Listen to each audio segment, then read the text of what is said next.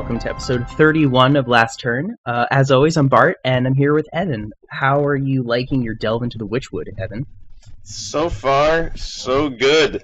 I didn't, expect to necessarily be in such a rush to see the new cards, but I definitely am, because honestly, I kind of thought that they would, underdo Rush and not really put it on that many cards, which would have been disappointing, because it seems like a really, really fun effect. I always have loved charge minions, mostly to kill people in one turn, which is what you're not supposed to do with Rush, but still the fact that you can actually interact immediately with a minion is just so much more interactive than minions usually are. If you're on the defensive and your opponent's beating you down, often playing a taunt minion does not feel like you're really making yourself safe, because they're going to get an opportunity to then do something horrible to your taunt minion, like silence it or destroy it, and maybe also buff their guys. So getting that taunt out doesn't really feel that interactive sometimes, or it doesn't feel like you're able to really get a leg up when you're behind in that position by playing a taunt minion. But rush minions seem like they could actually help you recover if your opponent has a bunch of big stuff out, or some board advantage. You can kill one of their things and get something yourself, and that's kind of what you have to do in Hearthstone. Yeah, they seem modal. Like when you have a rush minion, you can play it in a lot of different ways, and it'll do a lot more than just playing kind of your average minion, which either battle cries and does this one thing, or it is just stats on the board. So the fact that you play it and you have another decision point is really good, because the rush minions tend to have stats on them, and you can convert those stats into killing something else, and that's really good. So I agree. Definitely they do something that a taunt doesn't do, because when you play the taunt, you're still giving the choices to your opponent, and sometimes it's the choice is trivial, like you play Tark Reaper on 3 and your opponent has 2 guys out, but a lot of the times, later game, it's not necessarily like that. You could play a big taunt and just be like, all right, well, this is going to kill their worst thing and do damage to their second worst thing, and I'm going to take a bunch.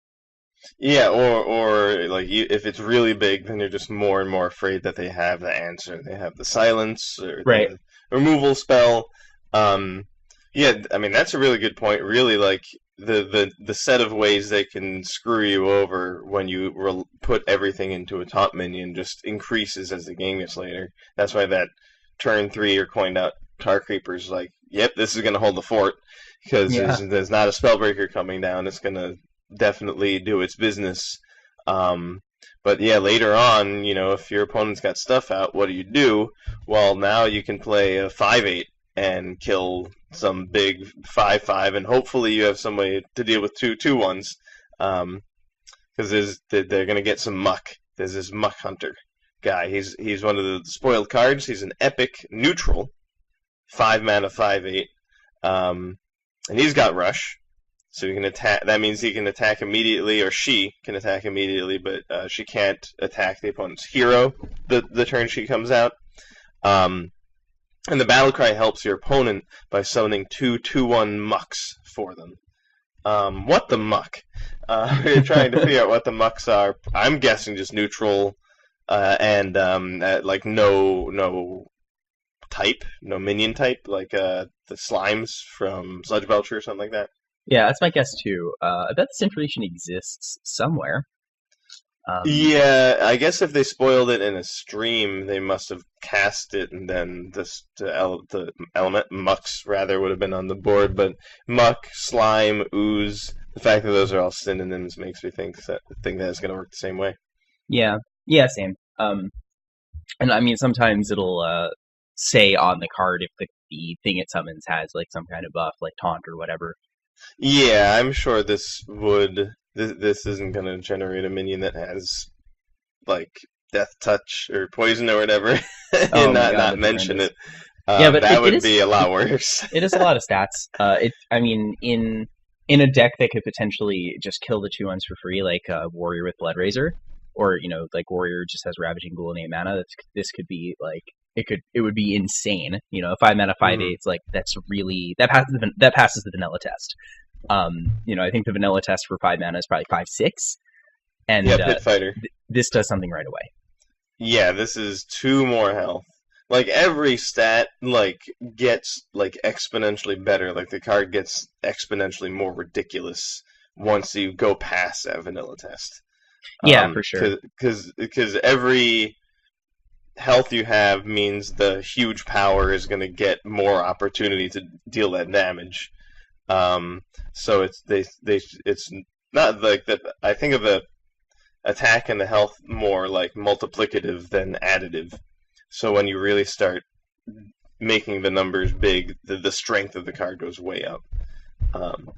And you know, 2/1s like those are pretty easy to kill. I hadn't thought of Blood Razor. That's brilliant. I am kind of smelling in the air some mid-range warrior deck that's going to be playing rush minions and weapons and just good cards. Yeah, if you literally turn 4 Blood Razor and attack, turn 5, you'll be all set to muck them up. Yeah. And there's also, like, there's a Dude Paladin deck that just tries to have the board the first 4 turns of the game. So if you just have a few 1/1s out to attack with on turn 5, if they play some big taunt minion, hoping it'll be good enough, or just have some threatening minion out, you can Muck Hunter and take out their 2/1s efficiently. Maybe even have a Knife Juggler that survived. And once again, you can muck them up like that. Yeah, definitely. So I'm excited about Muck Hunter. Like it's so many stats, and it's neutral, so I kind of feel like there's going to be decks that figure out how to use it properly. It also it mucks things up. Like if you're trying to play Highlander Priest, now you have these 2/1 mucks like jamming up your revival spells. Yeah, sure. So oh yeah, if you're playing not Highlander, if you're playing the Big Priest. Yeah, Big Priest. Sorry. Yeah, that's what I meant. That's interesting as well. If too many decks are making minions too quickly, they might not even have room for mucks. Yeah, it seems that's definitely possible. Yeah, against like a Dude Paladin deck that floods the board. Although I think that most often the 2/1s would just benefit them. But it does seem really strong. Like the fact that it's neutral means that it's more likely to find a home in a deck. You know, as opposed to being a class card, which is basically in order for the card to see play, it requires the class to have a deck that can support it. So we might end up seeing a lot of this card. It kind of depends on like how good the 2/1s are, I think. Yeah, I think if they were 2/2s, this would not be nearly what it is. But I think giving them 2/1s, this actually has this has got a lot of potential. Yeah, I mean, also if you're just like a rogue and you have a weapon on already, and then you give them a 2/1, you just kill one. Like you'd happily give them a 2/1 and take 2 damage to play this card. Yeah, I mean it's like the worst case scenario, like kind of is like you can just have a Pit Fighter in that scenario. Like if you have the weapon and they have no board, then you just play Muck Hunter, attack one with your weapon, attack the other with Muck Hunter, which otherwise wouldn't have been able to attack, right? Like It would have actually just been like not even getting a benefit from the rush, but now it can at least like get in there, buddy. It'll have damage on it. You know, the rush minions will be really easy to get damage on without them being dead if you're trying to trigger stuff as a warrior. Which can be tough sometimes, like Battle Rage, if you're trying to get some more minions to heal as a priest. You know, this could go in some kind of Dragon Priest. And it's odd. So, like, every card is almost, like, more potentially playable right now in a deck, depending on if the deck can make an all-even strategy or an all-odd strategy. Some odd-cost card that ultimately was marginal suddenly is like a snap inclusion in your deck because you just lost half your options. Yeah, it's true. Like, I mean, this could be a staple in one such deck, or just like a fair deck that's not even trying to do any mana cost shenanigans. I think it has a lot of like options to. It has a lot of potential playability because of the kinds of restrictions that we see. Like you said, half the card pool vanishes when you're trying to make an even or odd deck. So this card being a neutral plus having either an even or odd mana cost means that it's more likely to find a home. I mean, you made a really good point with Rogue. Like this could be part of the rebirth of Tempo Rogue somehow. Um, it also like sets up Defile. Like this card does so many things, That's true. Yeah. and like there's a good like I don't think I've ever had a Defile that got up to 8, maybe 1. This could probably often survive. And you could also like attack into something and like completely like exactly arrange the Defile the way you want it to be. Yeah, I mean, like, giving them the front face of the card, if they have an empty board or whatever, that card is actually not all that good. Just getting a Pit Fighter and giving them a 2/1. But Right. the chance, like, imagine they have Tark Reaper out, you give them 2/2/1s and you kill the Tark Reaper, and this thing is like a 5/5. That's fine.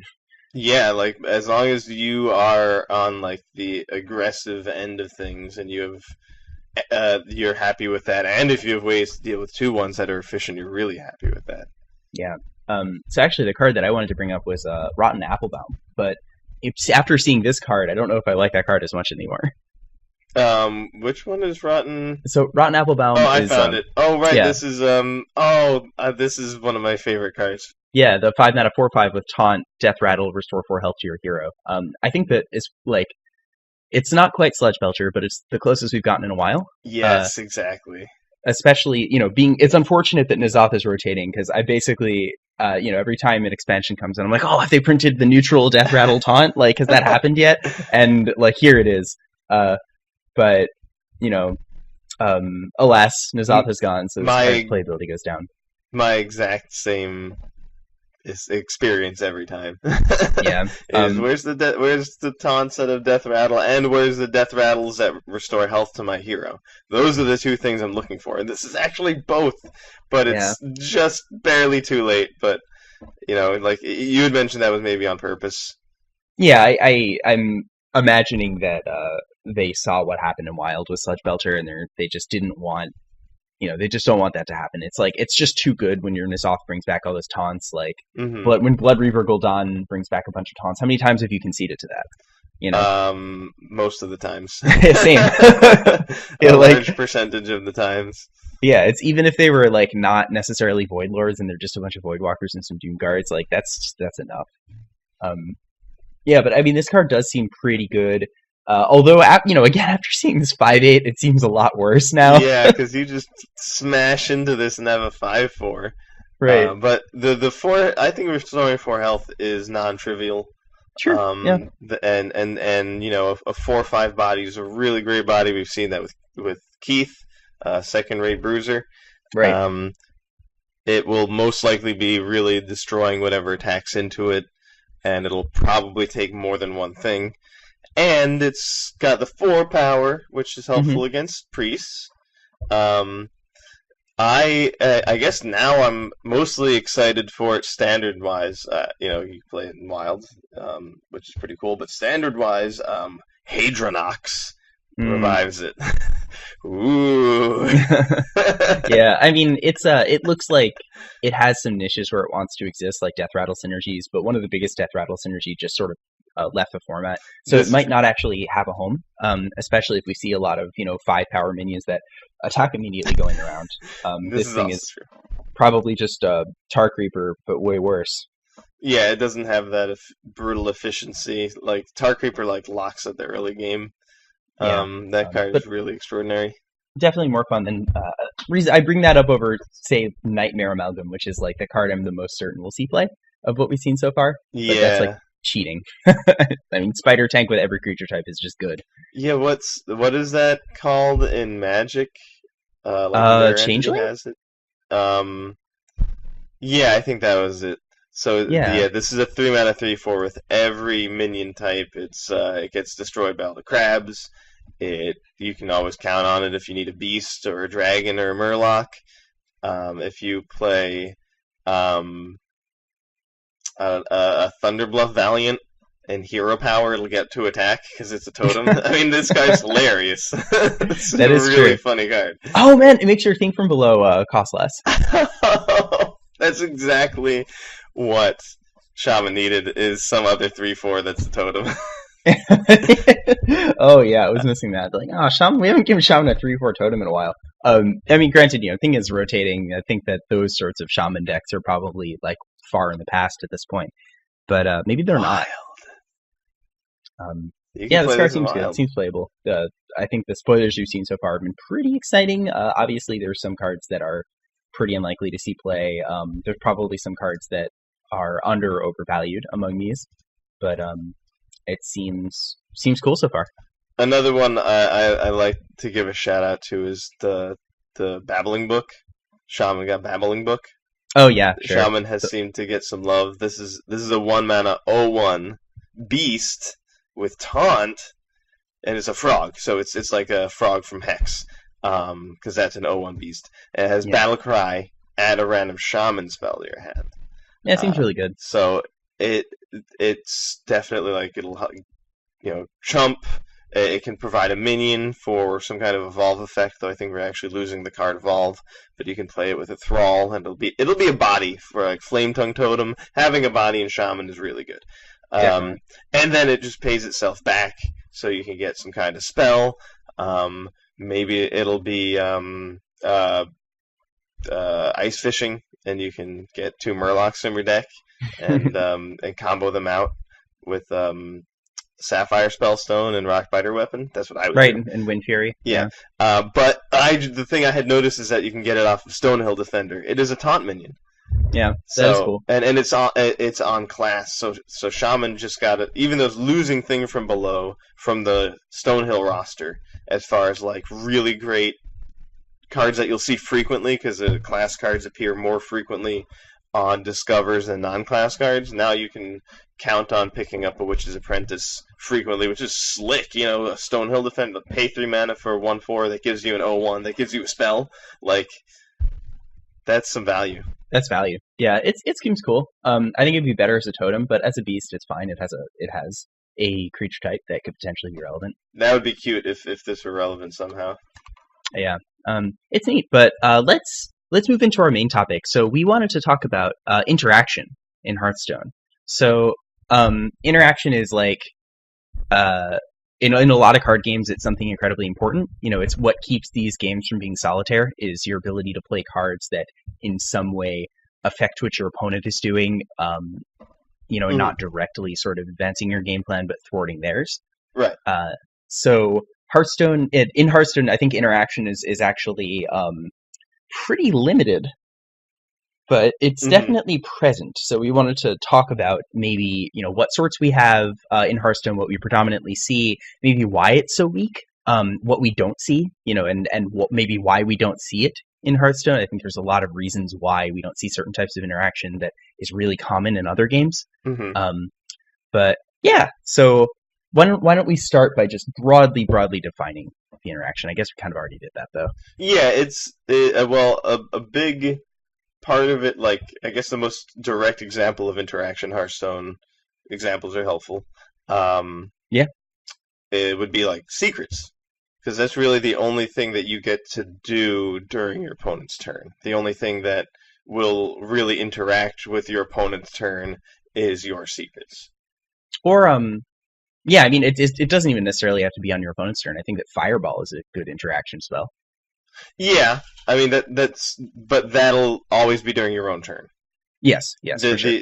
If you want to actually like alter what they're doing while they're doing it, like if I play a Fireball, then yeah, that's interaction with my opponent, because on their next turn they're going to have to take the fact that I played Fireball into consideration. But as they're playing their turn, they might trigger my secret, which is then going to completely change what they have to do. And then I was going to say there's way more examples of that in Magic. That's yeah, I mean, if we're talking about instant speed interaction, I mean, counter spells and just the instant speed removal spells, tons and tons and tons of things in Magic. Yeah, if you want to talk about directly affecting what your opponent's doing during their turn, it's black and white as far as Hearthstone and Magic are concerned, because you can just do so many different things at so many different moments during your opponent's turn in Magic. And then in Hearthstone, it's just like the secrets. Yeah. Did your opponent hero power? Then you're not interacting this turn. Yeah, so I think as far as instant speed interaction, like again, I do think that there's a lot of interaction in Hearthstone that's sorcery speed that you play on your turn. And as far as the lack of instant speed interaction, I actually think that that's a practical concern. I think that they in order for the game to proceed smoothly, you want somebody on their turn, like they kind of control the pace of the game. It like makes sense in a mobile game, which you might be like half paying attention to or whatever. Mm-hmm. So from a design standpoint, just giving your opponent absolutely no choices on your turn is a really good way of ensuring that the game proceeds in a timely manner. It means that Mm-hmm. you have a really solution to the turn wise timer, as opposed to something like Magic Online, which has a chess clock. Like, Mm-hmm. it's. I think that was a design decision on their part. I thought a little bit about that. Yeah, no, that's But a really good call because yeah, I'll once again talk about black and white. Hearthstone much smoother on the computer than MTG Arena, which I can talk about now. oh yeah, Um, yeah, we could talk about that now. and that like it just, everything you said just rings true. Like if I'm gonna play an MTG Arena game, I can't really half pay attention the same way because I have to like every time my opponent does anything, I have to like think about it and think To if they're gonna okay it. do something, or not okay it, um, and you can't like just like I playing a counter spell in Magic, like I can just say yes or no to everything my opponent does. There's nothing quite like that in Hearthstone. And having like my opponent goes to play and something on their creature, and I can respond by killing their creature. Like that kind of stuff is going to demand your attention because you always have to do something. You got to either take your turn or be ready to screw up your opponent's turn.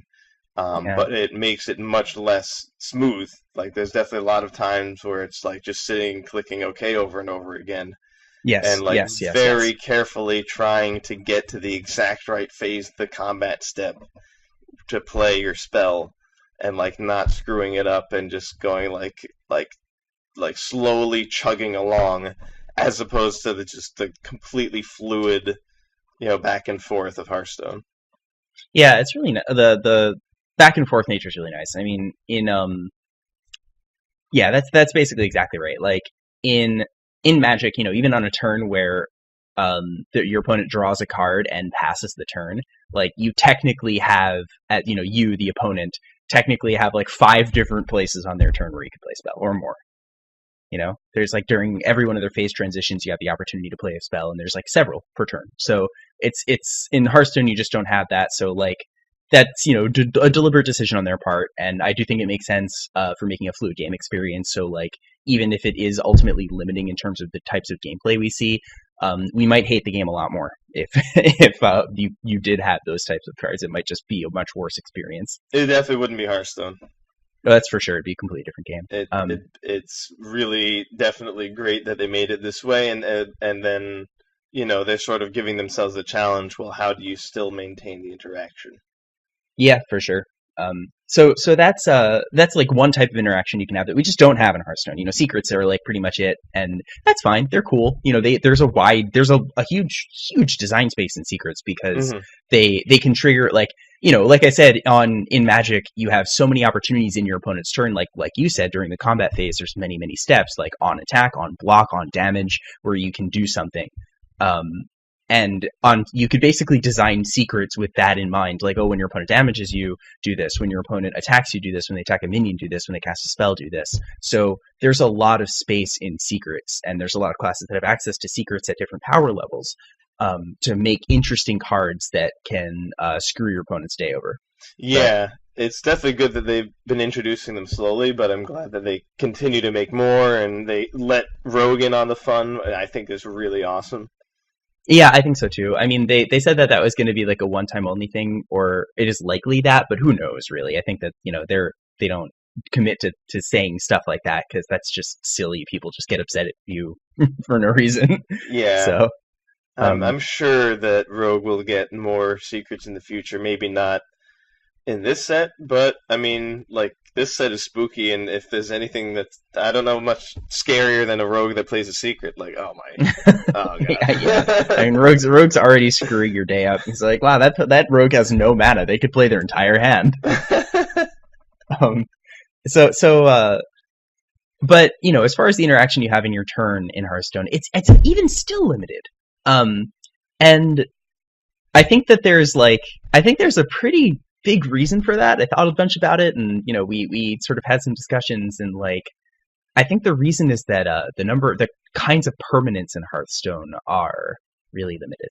Yes, there's only minions. There's minions, yeah. There's minions, and then there's like the one-off like Nether portals, but those are in the command zone. You can't interact with them.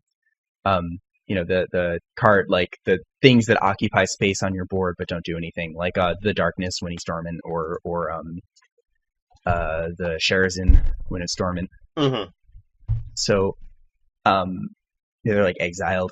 So interaction in Hearthstone basically exclusively is removal. It's exclusively killing minions. Now that works pretty well because in Hearthstone, like the vast majority of cards, every single neutral card is a minion. Mm-hmm. So it like makes sense that if you're only targeting minions, you're actually able to interact with a large majority of the card pool. But occasionally something comes around that is a non-minion win condition, and you can't interact with it at all, and it feels terrible. I think Razakis is a really good example of that. Yes, for sure. Luckily that deck is sort of dead and gone, but Blizzard interacted with it. Yeah, right. The way you interact with that deck is by banning cards. So, like, that was that was an example of a combo that your opponent plays a minion which has a battle cry that triggers, and that does something permanently to you. For the rest of the game, your hero power costs 0, and then you play Anduin, Shadow Reaper Anduin, which for the rest of the game your hero power is damage. So like the combination of those two cards means that you now just for the rest of the game have a new power that your opponent can't do anything about. They can't play minions to get around it. Like they can make their hero untargetable, but who is ever playing Kobold Monk in Constructed? I mean, you just gun down the Kobold Monk in 3 seconds with Shadow Reaper Anduin. Right. Yeah, or I mean, they could play like a Mindbreaker, but like Priest, if any class can deal with that, it's Priest. So yeah, killing Raza doesn't do anything about it because it's just this permanent battle cry. Once again, you can't make Shadow Reaper Anduin go back to regular Anduin. There's no way to do anything like that. Yeah. It's pretty much so there's no way to force that to change back to the way it was. Like there's nothing you can really do to interact with it. You could just try to race them, which is hard. Yeah, you can't counterspell, and if you explosive runes the Raza, once again it still goes off. Like there's pretty much countering it. Yeah, like I mean, pretty much one of the only options you have against that deck, which is one of the rare non-minion forms of interaction, is Dirty Rat. Yes, Dirty Rat is like #1 Hearthstone interaction card. Yeah, basically, like when you're making a list, you're like, okay, well, Fireball, Secret, Dirty Rat, and like that's like a lot of your list. But I mean, Dirty Rat is interesting. We can talk about that a little bit more later. I think that there's a reason why we don't see more cards like that. But it's the fact that in Hearthstone you can basically only interact with minions limits the types of strategies you can interact with, which actually is a two-way problem. It poses a problem for Blizzard when they're designing cards, because it means when they found a bunch of design space with the hero cards, right? They're even releasing another hero card in this new expansion. But that means they have to tone down the power level of those cards. They have to be really careful when they print them, because when you play a hero card, it does something for the rest of the game. So that means that it just can't be busted, Yeah, like if I mean they wouldn't want to have another Shadow Reaper Anduin problem, essentially. Yeah, that's basically it. Like they might have learned their lesson, like, oh, okay, well, we have to be really, really careful that we test all these interactions. Like maybe the ones we print in the future need to not be pure upside, or we need to place larger shift of the power balance into the battle cry as opposed to the hero power. I mean, or vice versa. I think the main problem with Anduin was just they didn't appreciate how brutal it would be with Raza. Like, if really Raza was the problem, and that's the card that they nerfed. Yeah, I think so too. I think making strong yet expensive hero cards is definitely fine. They just need to pay more attention, I guess, to what other stuff it can work with. Yeah, I mean, basically none of the hero cards stand alone, really. Which is cool. I think that's cool too. I think that that's pretty flavorful. It also means that they've only accessed some of the design space, which is cool. And like if there were Razakus Priest in Magic, your opponent plays Shadow Reaper Andu and you just play Counterspell. Right. Or Yeah. Exactly. or if you're playing black, just like Thoughtseize. And Yep. and and so there's numerous ways to interact with that kind of stuff. Even though there isn't actually a card that says, counter target hero card or destroy target hero card, there's plenty of things that just can sort of universal answers, which is maybe why Magic can sometimes get away with making more ridiculous stuff, is because they know that there's also more universal ways to deal with things. Yeah, so that's a really good point. I think the fact that there are multiple different types of permanent cards in Magic actually just opens up design space for them because let's imagine that you have some insane combo piece or enabler where it's like, just a 2-card combo that like wins you the game in a turn or two. They're just like on the spot, wins you the game potentially. You can actually print those combo pieces, but you can print them on a permanent type that's really interactable, or a card type, I should say, not a permanent type. If you wanted them to be like minimally interactable, you could put them on like an instant or sorcery, or instant. If you wanted them to be, they're still interactable, you could still counter those. But if you wanted them to be more interactable, maximally interactable, you could put them on a creature. And that's the only option that they have in Hearthstone. Yes, you basically have either a spell, which is there's basically one way to interact with, or you have a minion, for which there are many. But like in Hearthstone, what if they wanted a card that's like medium interactable? Well, you make an artifact. You want it to be slightly less interactable than that, you make an enchantment. And I guess there are weapons, right? But like that's like once again just completely no way to interact with it. It's very there's two. It's either on or off. Well, there are cards that are playable that deal with weapons, but yeah, there's not very many. Yeah, it's essentially like changing your hero, equipping a weapon for the most part, unless there's really degenerate weapons and people are coming prepared. But that's still, like the fact that that is in the game is really good for sure. Yeah. But for the most part, it's mostly like changing your hero. I think that's why, I agree with that. And I mean, it also could like end up warping the types of decks that are played. They all have to sort of squeeze in acidic swamp ooze effects, and That's happened I think before. yeah, it has for sure. But I mean, it doesn't feel particularly good when you have to design your deck with those sorts of narrow cards in them. It's not like anybody's jumping for joy to put Hungry Crab in their deck. They'll do it, but it doesn't feel good, especially when your deck is your deck is not about playing 1/2 beasts. It's about playing 5-6 mana whatevers, and Right. you have to put this 1/2 beast in it, and you're like, wow, this card just does absolutely nothing in some games, and in other games it just makes it so that I don't automatically lose. Yeah, in some significant number of games because there's all this insane Murloc stuff going on or something like that. No, I agree with you that that actually is kind of lame when like, well, there's all these weapons and I have to interact with them and I might hear. Let's look at the list. Oh, it's one card. Right. All right, I guess we're using that card. Yeah. Yeah, I guess it's kind of like it's two right now, but Well, there's three. There's Gluttonous Ooze, there's Acidic Swamp Ooze, and Harry Jones. oh right, this Harrison. Okay, so yeah, that. But still three. Yeah, and that will just take away from the identity of your deck needing to do that. You might want to play, like a Shrieking Shroom. Then maybe that's part of your strategy is making random 1-cost minions. I'm pretty sure that's what that one does. Yeah, I think so too. But like that's a perfect example of like, what if that were an enchantment? Like that could be a lot more interesting as an enchantment because it wouldn't just die. Yeah. Like that could be an enchantment in Magic, something that's making these random 1-cost things. Well, it couldn't be random in Magic, but the point is, with a different card type, that would be much more of a card than it is now, which is not. Actually, that exists in Magic. That's Bitter Blossom. Yeah, I suppose that's not random though. That's getting a 20 every time. Yeah, it's not random. It's broken. Yeah.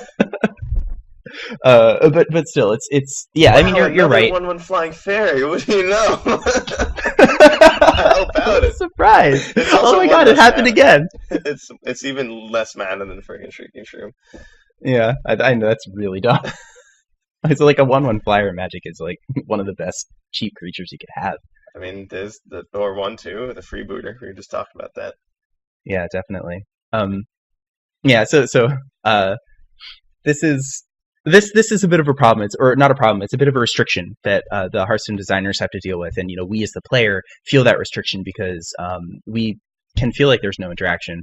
But I think actually Blizzard has learned their lesson to some extent. I think the weapons were maybe a concession to that because the weapons felt so weak, and I think it's because if the weapons were all strong or even on the power level of Alaneth, like one of them would rise to the top and then everyone would hate it Hmm. because they all had to run acidic swamp ooze. And I think that that's why they even went for something like that again, where like they potentially run these synergistic combo pieces because they knew like, okay, well if these really do become a problem, people just run acidic swamp ooze and like that card's not horrendous. Or Harrison Jones, that card's like actively good.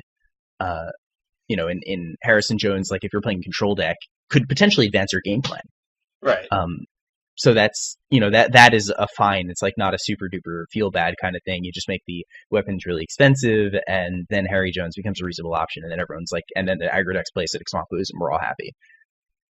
But still, they I think the fact that the weapons were relatively undertuned was them recognizing that they need to be careful when they print powerful effects on uninteractable card types Yeah, because that just makes the game not fun. for sure. Something that was just a ubiquitously good weapon would just be annoying because it would be Yes, like yes. it would be the Azure problem once again. You always have to include this. Like, what's my 5 mana card going to be? This is the best one, so I got to play that. But at least you can like fireball the Azure Drake. The first mode of interaction in Hearthstone can do something about neutral minions. Weapon, it would be super obnoxious if just a certain class was always playing that weapon and it was always like that good.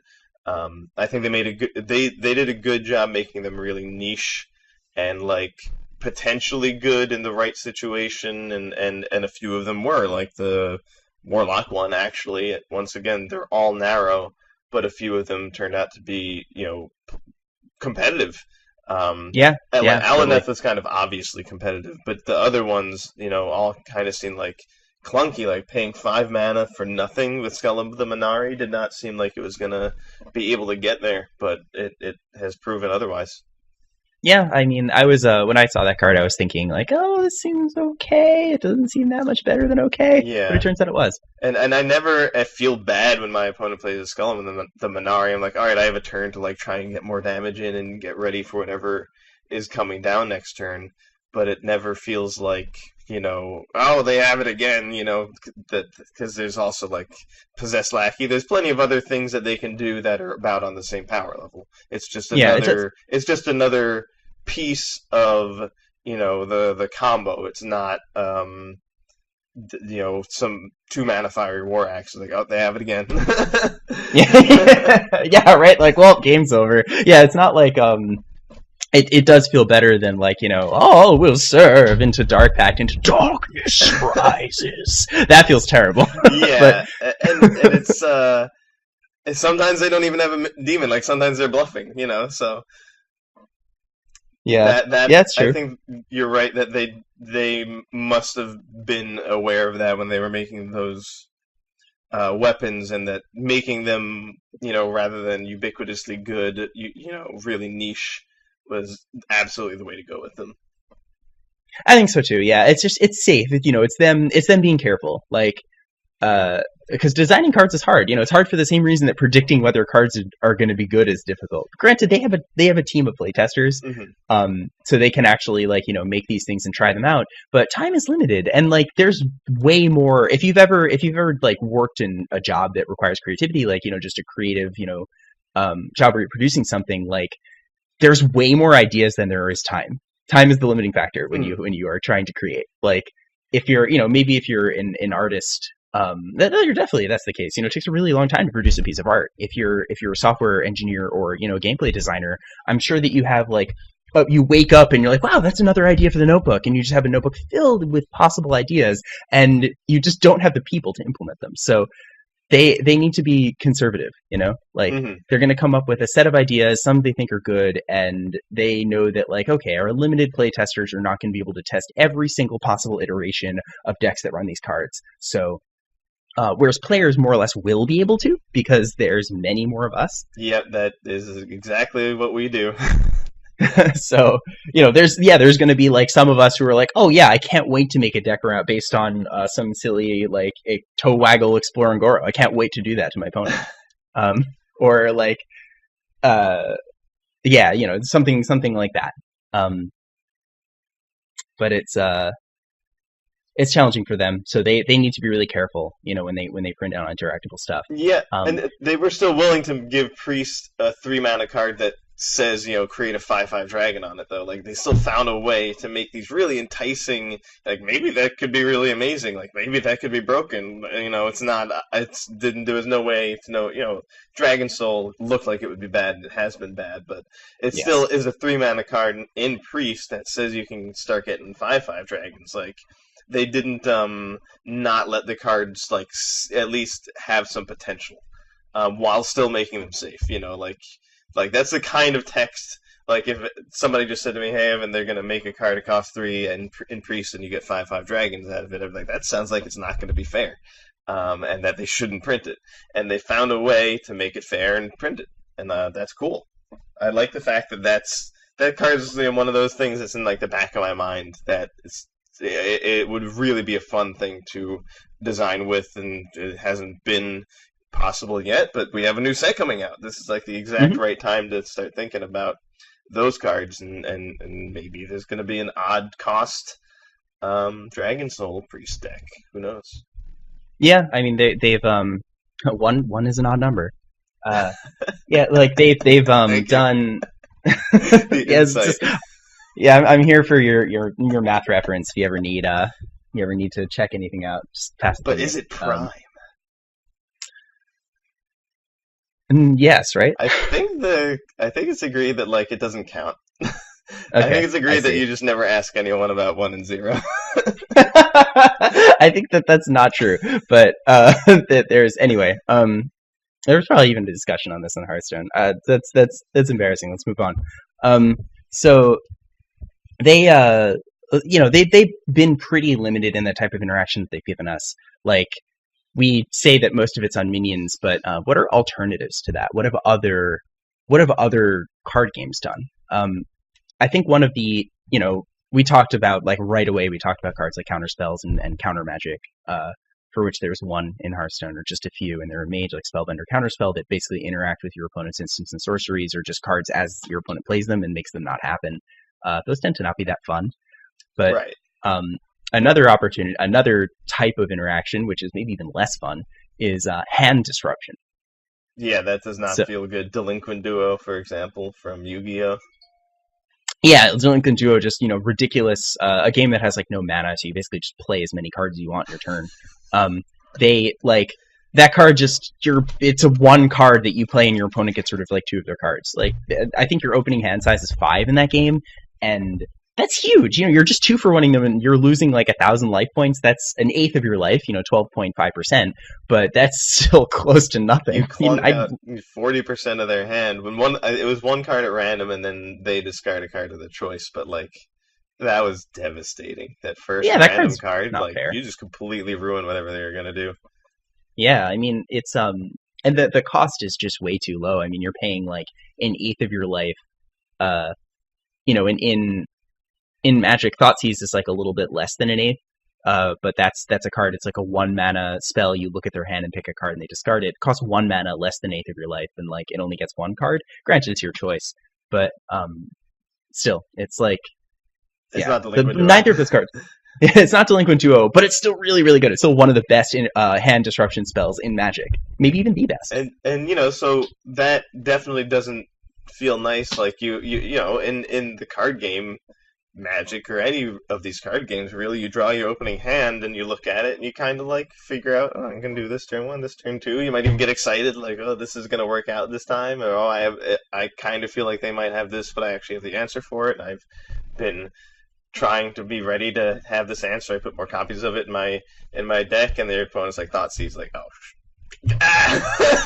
Yeah, you're right. Like suddenly, like I had a plan. It was crafted around this one card. Like this was the threat. I was going to protect it with this, or like I was going to do this when my opponent does something, and I was going to play draw spell. Your opponent's like thought seize, get rid of your thing. And you're just like, my hand actually does nothing anymore. Yeah, Like I don't have a hand that does anything. it can definitely it can range from annoying to like brutal too, because in Magic your mana isn't guaranteed.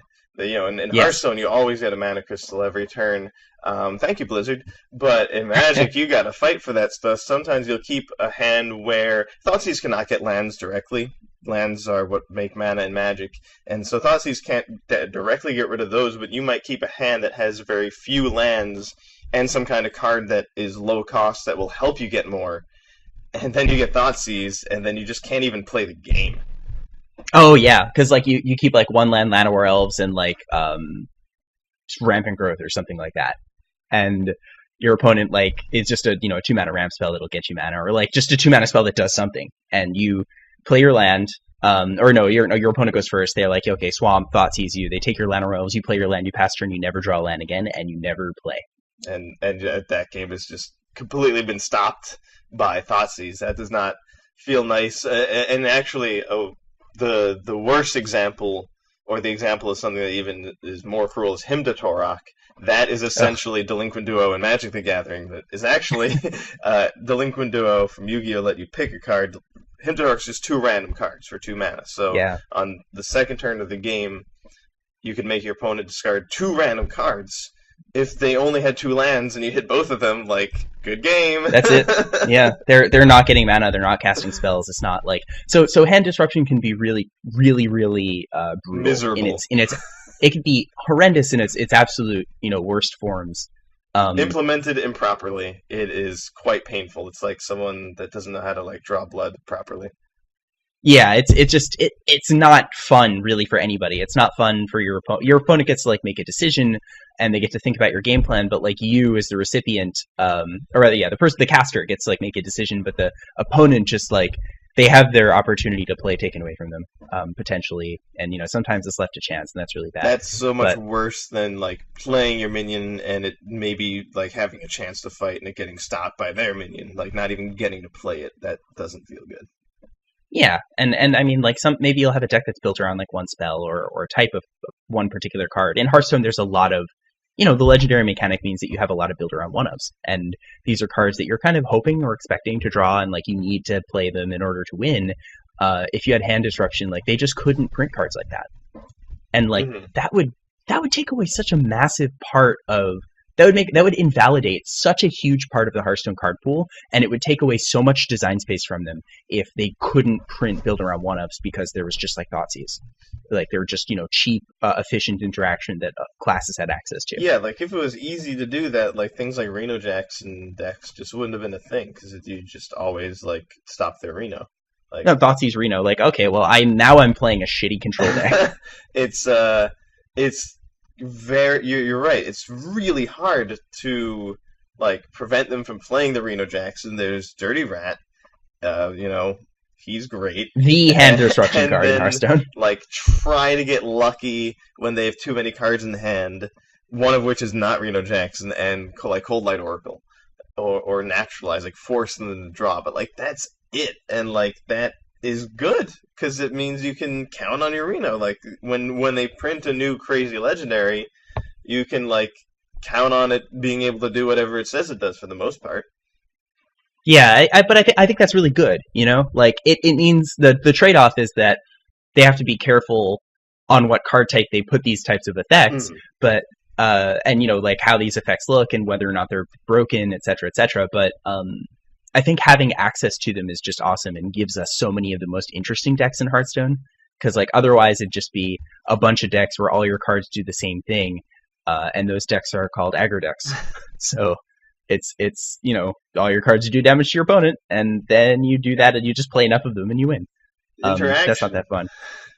Yeah, right. I'm interacting with your face. So pretty in Hearthstone, the hand disruption we've seen, there has been non-zero, which, kudos to Blizzard for taking a mechanic that's really dangerous for them and actually creating, designing cards that still use it. The two are Dirty Rat and Skulking Geist. Yes. Oh yeah, there's also Skulky Geist. I forgot about old Skulky. Yeah, I mean that is like that does deck interaction as well, but extremely narrow. So I think they recognize that like these cards these cards need to be narrow for them to be sort of fair. Otherwise, you end up just sniping their one up legendary and ending game for them, and then that doesn't feel good for anybody. Um, but skulking guys can get rid of one mana cards. The build arounds tend not to be like I think the one example is maybe Jade Idol, but the Right. rest of the deck still can do stuff without that card. So it's not like you get rid of Jade Idol and then Jade Druid is just the game's over. They can still play a game. They're just not playing the same game anymore. Their game plan changes a little bit. Yeah, they're not playing a game that is unbeatable given longer conditions. So if you wanted to play a long game, you're playing against a Jade Druid, Skulking Geist provided a way to do that. Yeah. Um, and with Dirty Rat, that can snipe something like Raza or a minion with a battle cry that is um, part of the game plan. But it's also really risky, and it's not a card you want to play in every matchup. Yeah, I mean, you Like can completely whiff. They cannot have it in their hand. There's no way to like look at your opponent's hand or anything like that. So you're not going to know, and it could also just give them something really good. yeah, like there's very few decks where you're even close to guaranteed to get something. And a lot of the times, like the decks where there are not that many minions, their minions tend to be really huge and impactful. So, like some like Dirty Rat. Imagine having it in your hand against Q Block. That's not a fun world to live in. You just can't play the card. Yeah, like as much as you're like, well, you can stop their kind of risky battlecry. For one, you just gave them a 4/6. Don't forget that. But the other thing is, like, what if they have the Void Lord? Yeah, right, exactly. Like, and you're just like, oh my god, Uh-oh. now they have it on two. That's it. That's it. Hi, Yeah, Dad. that actually that came up. I tried to run. I thought Dirty Rat would be spicy tech in Call to Arms Murloc Paladin hmm because you just get a 2/6 taunt off your Call to Arms, but like sometimes you draw it, Yeah. and that's like that deck really just doesn't want to play Dirty Rat at all. Yeah, it definitely does not. That is a cool thing that makes Dirty Rat a bit more of a card if you're going to play it in a class. Paladin is appealing because you can cheat it out, but it's definitely risky. Yeah. So there's other types of ways you can influence interaction that are not directly taking a card away from them or destroying a card, but are in some way making it more difficult for them to play that card. I think low tab is a really good example. Yep. 5 mana 5/5. During your opponent's next turn, their spells cost 5 more to play. That's definitely interaction. Like that can take them off mana. That can stop them from working with your stuff. That's a lot like holding up a counter spell and your opponent not being able to play their cards. Yeah, and then as the opponent, like let's say you're playing the deck that has the spells, and well now like when they have 5 or more mana, you gotta always think about it. Maybe are they gonna play Loatheb? Like that, I think that's fun. That both Yeah, that player also has another thing to think about, rather than it just being yeah, like I just get to play my spells no matter what, and I'm just gonna be able to do whatever I want. Yeah, that would. It's cool that there actually is a way to interact and not let them just do yeah. that. Or like imagine the world where there was a Shadow Reaper Anduin or something. You could have a card that just made your opponent's hero power cost more mana the next time they used it, and then like that would take them off of a turn. Yeah, there is a card that Um, does that, right? It's um, like a 4 mana 4/3. Your opponent's hero power costs 5 more next turn. but that's like next turn. I mean, I guess taking them off a turn is kind of the same thing either way. But it'd be cool if it was like just your opponent's next hero power costs 5 more, and then like. But I guess it'd be really hard. That card would be like potentially too good Yeah, because that'd be good in so many I matchups. I th- I think I humored that idea. I think if it were maybe not 5, it would actually just be fine. But it also kind of feels bad. Like that's the kind of interaction ultimately they I think are trying to avoid intentionally. Um, there's also like you can freeze your opponent and freeze your opponent's minions. That's Mm, still ultimately related to damage, but it is a way to interact that will affect their turn. yeah, taunt minions. Yeah, you play them, and again, like still related to damage, it's a bit like freezing, but you play them and it takes options away from your opponent, and that's interaction. yeah, that's probably one of the primary means of interaction and making a turn more dynamic is having there be taunt minions. Um, Also, secret's something we brought up repeatedly because they're just sort of a really obvious non-removal example. But even just like if you've ever played against secret mage, you know that when they play a secret, like you're just not going to play your ace in the hole spell. Like it doesn't matter what the secret is. Like you're just not playing it next. You're going to play something else because you can't get your ace in the hole sniped.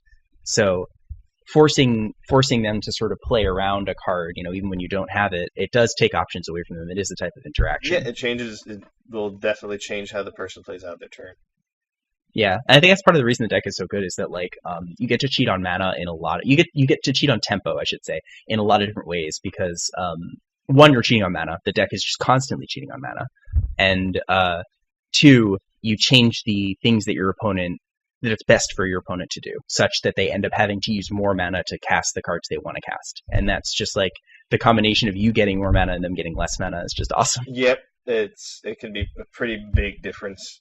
That deck is really strong, and Yeah, and it's like not even that's losing cool. anything, right? Firelands Portal. Secret Mage is getting bodied, dude. It's losing Cabal Lackey, Crystal Runner, Medusa Valet. Oh, I forgot. Whoops, never mind. Yeah, no, that deck is unfortunately getting slaughtered. I'm okay with that. Um, It's too good against Quest Rogue. yeah, that's oh my god, that's the deck I've been playing a lot of. Talk about lack of interaction. That is a fun deck to play, but I imagine losing to it's really frustrating. I imagine it is. I've had a lot of game like most of the time when I play games of Hearthstone and I play against my opponent, they don't concede until like across the finish line. I've had so many people concede to me against Quest Rogue. Like you just play like your bounce spell, like you don't even necessarily present lethal, and they're just like kill themselves because they know if it's not this turn, it's next turn. It's fun to make people miserable. Yeah, and so they're just gonna be sitting there, sort of like watching you, and be like, "Hold on, let me figure this out. Do I do the shadow step first, or I'm gonna kill you. Just hang on a second. I'll figure out how to do it." And then it's like, "I'll Yeah. save you the trouble. I would rather be dead than endure this anymore. So I'll concede." And So that's actually that's an that, example of that's no interaction and it being bad, right? yeah, that's actually related. Is that this is a deck where its game plan is not an interactive one. It's not one that your opponent can really your opponent can do very little against it other than just sort of beat you up. Actually, Secret Mage does a really good job of interacting with it because all of their secrets can screw up your day. That's neat. Counters if you get your dude snipe that you're trying to recur with explosive runes, like that screws you up pretty bad, especially if it's in the middle. You just spent a bunch of resources to recur it a few times. If they play counter spell, they might get your shadow step, and that means you have to draw another recursion spell. hmm Or So they could even get crystal form. That's not what it's called. What is it? Crystal Yeah, Core. that's it. That is, I counterspelled somebody's Crystal Core one time, like right when Ungoro came out, and the person conceded, and it felt amazing. But I'm happy I like ticked that box off of the bingo chart. yeah, that is definitely a brutal thing to do to somebody. Is just they complete the quest and then spend 5 mana, and it's like sorry. That. I actually remember that. That was when so Quest Rogue was good, and also Token Druid with living mana. So it was actually really like clutch to play an aggressive mage deck, and then on your turn 4 or whatever, when they're about to hit 5 mana, play that counter spell because there's a good Yeah. chance that they're about to either play a crystal core or play a living mana, and if you have a counter spell, you're probably gonna win. Yep. That Most was, but that definitely. was that was a thing, but that that was fun. That was interaction. Yeah, for sure. So there's yeah, so I mean, there's been there's a lot of cards that there's a lot of sort of non-minion ways that you potentially interact with the opponent, but they're more or less kind of limited in this Oh, game. for sure. Um, so it's what is the verdict on this? Is this a good thing? I think it's mostly a feature rather than a bug, Yeah, like the fact that interaction is so limited in Hearthstone. definitely. Yeah, it was sort of like I think at the time where we started conceiving this topic idea, Razaka's Priest was a tier 1 deck, and I think that the sort of the texture of sentiments about Hearthstone were maybe a little bit different. Hmm. But and I think about around then I would have felt differently that there needed to be more interaction, and that the problem with this game is that there's no interaction because there's just a lot of stuff like this to happen. But when they are careful or they acknowledge that those decks are problems and they're careful not to print cards like that, it ends up actually being a really good thing that you can't just screw up your opponent's day no matter what they're doing. Yeah, leave that for Magic. Yeah, exactly. It's fine in a game like Magic because there's a lot of different decks and they can all do it. Like you have one deck that's running Mana Leak and then they're facing somebody who's running Thoughtseize. Right, and someone else is Tarmogoyf. Right, and and the other person like they're all the cards in their hand cost 0 because they're playing Affinity. So it's like you just can't interact with them unless if they're going. Yeah, first. it's basically So, like you either like Hearthstone did it. They kept it really like slim. Magic like went the other way, and there's a lot of it. But those are pretty much the ways to go. If Hearthstone just introduced like two more things that are like Dirty Rat but are much more effective, like they gave two classes Thoughtseize, that would suck. That would be not fun. It would not be fun to play against those classes. I would play those classes and beat people, but they wouldn't. It wouldn't be Hearthstone really at that point, and people would be unhappy. I wouldn't. I probably wouldn't be one of them, but people would be unhappy. yeah, so actually a really good, an interesting thing to think about that's sort of related to some of the cards they spoiled. This is another reason why Charge is so powerful. Yes. When you put Charge on a minion, you can do something with it. You could do the thing it wants to do, attack, the turn you play it, before your opponent has an opportunity to interact with it, because they can't interact with you on your turn. So this ends up creating a lot of degenerate OTK combos because like you can't really interact with their hand, so they just have the ability to like take their turn and then do a bunch of stuff and kill you, and you at no point had anything you could do. The thing that you could do against them was to kill them before they did that. And that was the only thing, and it's kind of lame when that's the only thing. Sometimes it's okay, but if the combo's too good, then it's really like it's lack of hand interaction, right? Like and counter spells, they can just assemble their combo in their hand. They don't need any of it to be on the board, and so they're doing something that's beyond your reach that you can never touch until they're ready to kill you. And once again, they're doing it all during their turn, and you can't do anything during their turn. So there's nothing you can do because that minion had charge, and minions that don't have charge are super interactable. I guess that's like you said, it's a feature. A really great feature about Hearthstone is any minion they print, like as long as it doesn't have charge, like that inherently staple to it is this is going to give your opponent an opportunity to do something. Like if I play this minion, that means that my opponent is going to then get to make a choice in response to my minion, and that's really fun. Right. Playing a minion is a super interactable thing to do, and it's a very interactive thing to have on the board, assuming it doesn't attack immediately. Right. And then yeah, Rush is just a sort of elegant solution because it's never going to deny your opponent the opportunity to make a decision. Yeah, it does, but the only a subset of possible decisions. It limits their choices, but it doesn't yes. Disallow them to make a choice. Yeah, so the fair parts of charge are the ones that like don't necessarily enable you to just kill your opponent immediately. So Rush was a good way for them to access that design space, to realize like, wow, charge would actually be really cool and balanced and interesting if it could not kill the opponent. And so we can't print charge minions because they do that. Mm-hmm. So, just think about Leroy Jenkins. Like that's just a card that is so often the last card that's played in a game. Yeah. And it's just basically fireball in every class. Like it's not it's not like anybody is clamoring thinking that card's good for the game or anything. I don't think it's terrible for it, but still, it's Rush is good. It allows them to access more of the design space of charge without creating more Leroy Jenkins cards. Yeah, one might be good, but that's probably enough.